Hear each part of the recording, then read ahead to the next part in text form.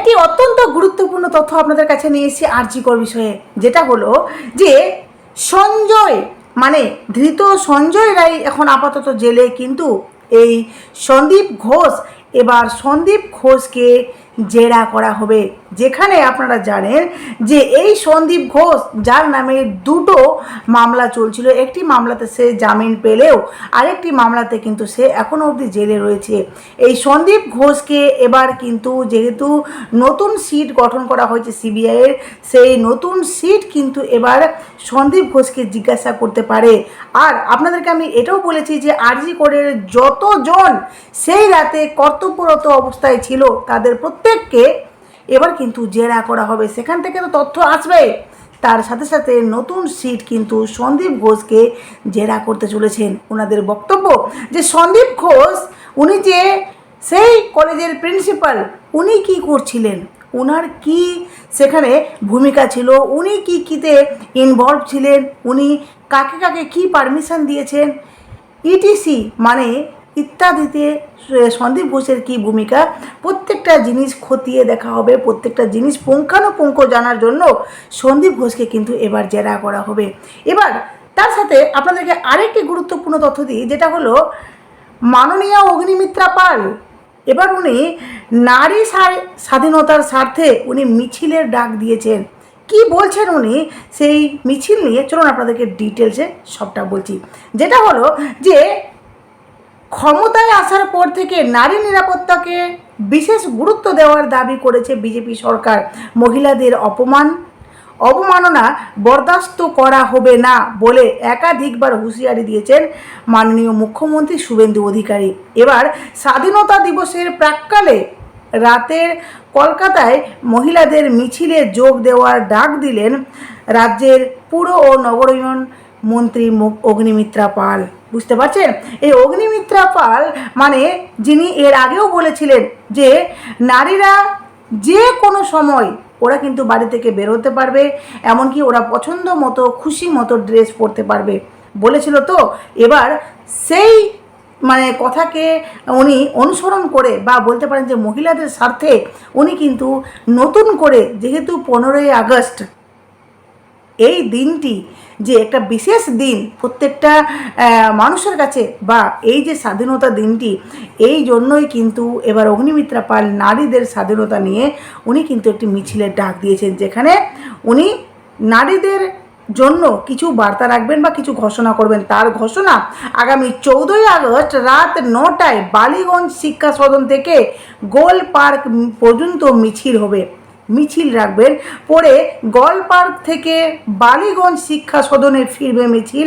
স্বাধীনতার আগের দিন এই পদযাত্রার সমাজের সর্বস্তরের মহিলাদের সামিল হওয়ায় আহ্বান জানিয়েছেন পুরমন্ত্রী অগ্নিমিত্রা পাল। এর পাশাপাশি পূর্ববর্তন সরকারকে কটাক্ষ করে তিনি বলেন, মহিলারা যখন খুশি রাস্তায় বেরোতে পারেন, যা খুশি পোশাক পরতে পারেন, মহিলাদের নিরাপত্তার দায়িত্ব এবার রাজ্য সরকারের। এই কথাটা শুনে সত্যি কতটা ভালো লাগছে বলুন তো। মানে যেখানে মমতা ব্যানার্জি ডেডলাইন বেঁধে দিয়েছিলেন নারীদের জন্য, তাই না, যে সন্ধ্যার পরে মেয়েরা বাড়ি থেকে বের হবে কেন, তাই না, মেয়েদেরকে সন্ধ্যার পরে বাড়ি থেকে বের হওয়া নিষেধ, যেখানে এবার বর্তমান সরকার মানে মুখ্যমন্ত্রী তো বলেইছেন, তার সাথে এই যে নগরায়ণ মন্ত্রী অগ্নিমিত্রা পাল উনি বলেছেন পরিষ্কার যে মহিলারা যে কোনো সময় বাড়ি থেকে বের হতে পারবে, তার সাথে ওনারা খুশি মতো ইচ্ছা মতো ড্রেস পরতে পারবে। তো সেই জন্যই কিন্তু মমতা ব্যানার্জিকে কটাক্ষ করে এই অগ্নিমিত্রা পাল কিন্তু এই কথাগুলো বলেছেন। অগ্নিমিত্রা পাল বলেন যে 14 তারিখ 8 থেকে 80 সকল মহিলাকে আহ্বান জানাচ্ছি, মহিলাদের স্বাধীনতার স্বার্থে আমরা রাত 9টায় রাস্তায় নামবো।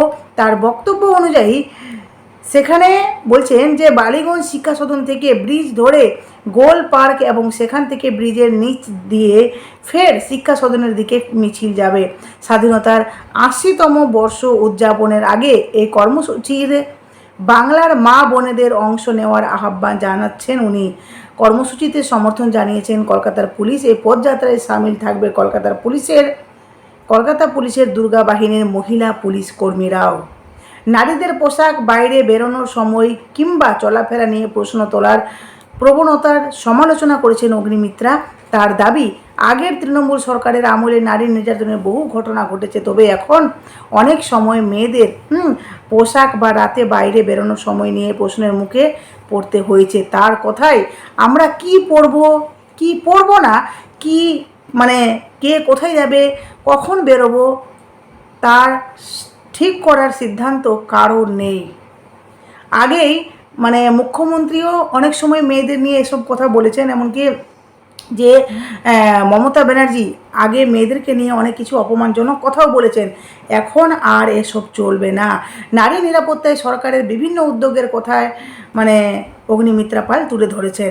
চলতি শিক্ষাবর্ষ থেকে সরকারি স্কুল শুরু হচ্ছে রানী লক্ষ্মীবাই আত্মরঙ্গা প্রশিক্ষণ। এই প্রশিক্ষণে ছাত্রীদের আত্মরক্ষার কৌশল হাতে কলমে শেখানো হবে। পাশাপাশি রাজ্যে মহিলার থানার সংখ্যা বৃদ্ধি, রাস্তায় দুর্গা সুরক্ষা স্কোয়াড এবং দ্রুত অভিযোগ জানানোর জন্য হেল্পলাইন ডেস্ক চালুর কথাও জানানো হয়েছে। অগ্নিমিত্রার বার্তা, নারীর নিরাপত্তা নিশ্চিত করার পাশাপাশি আত্মরক্ষায় মহিলাদের নিজেদের সক্ষম করে তুলতে হবে। স্বাধীনতার আগের রাতের মিছিল সেই বার্তাকে সামনে রাখবে। মেয়েদের জন্য একটা চরম উদ্যোগ নিচ্ছেন এই অগ্নিমিত্রা পাল। উল্লেখ্য, 2024 সালের 9ই আগস্ট আরজি করে কর্মরত তরুণী চিকিৎসককে ধর্ষণ করে খুন করার অভিযোগ ওঠে। ঘটনার প্রতিবাদে জানাতে রাত্রে রাস্তায় নেমেছিল গোটা রাজ্য। স্বাধীনতা দিবসের আগের দিন 14ই আগস্ট নারী পুরুষ নির্বিশেষে কলকাতা রাজপথে নেমেছিল অসংখ্য মানুষ। অভয়া বিচার চেয়ে রাস্তায় হেঁটে এমন ন্যাক্কারজনক ঘটনার প্রতিবাদ জানিয়েছিলেন মানুষ।